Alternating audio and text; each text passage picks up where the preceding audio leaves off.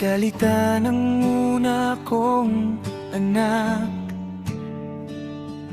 at nagkausap kami hindi matangka ng kapilang panig, kaya inabangan at nawawalan ako ng mahal sa buhay.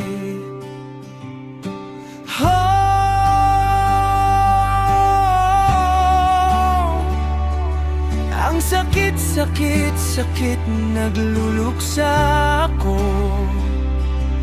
at na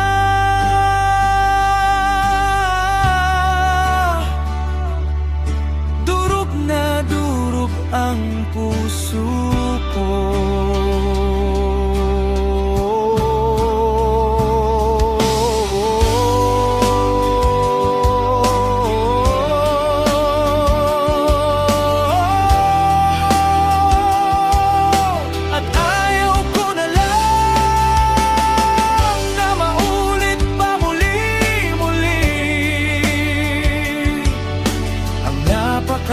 Sakit, sakit, sakit, sakit.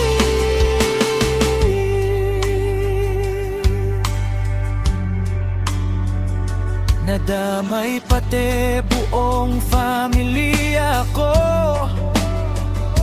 ang nanay at tatay ko, kaya mahirap pala maging ama.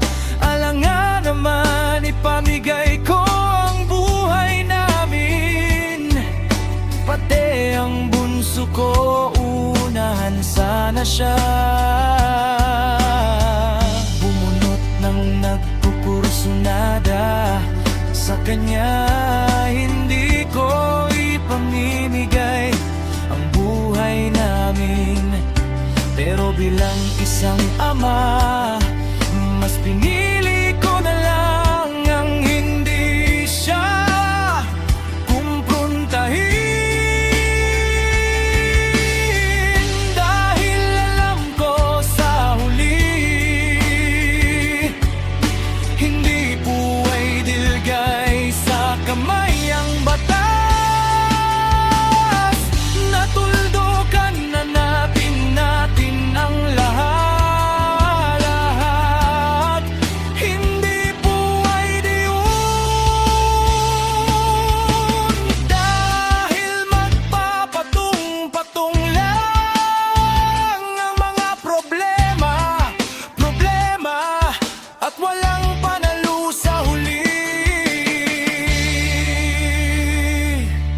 Sa kabilang panig ay nawawalan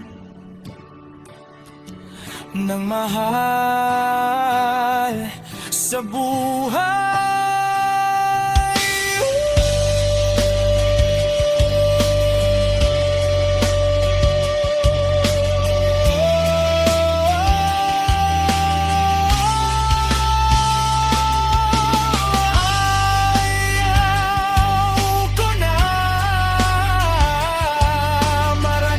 Pang mawalan ng mahal sa buhay.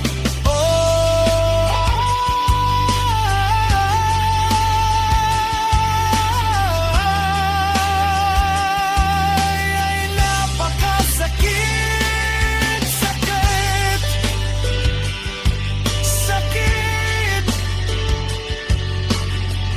Kahit tama pa kami o sila, hindi pwede magpabigla,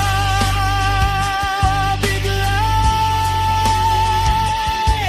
Ang pag-iwas na lang, paglipat namin lugar, yun na lang aming naging solusyon. Sa problema, wag sayangin ang buhay. Kung araw na ito hindi mo na pwede pambalikan,